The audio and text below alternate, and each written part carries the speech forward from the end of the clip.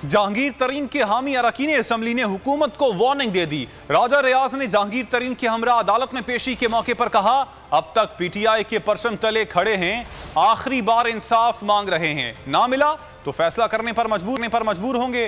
PTI के 40 अरकान वजीर आजम इमरान खान से मुतालबा कर रहे हैं। इस मौके पर इसहाक खाकवानी का कहना था कि वो कोई रिलीफ मांग रहे हैं और ना ही ब्लैकमेल कर रहे हैं। 5 से 6 दिन में सब कुछ सामने ले आएंगे, इल्जामात का जवाब देंगे।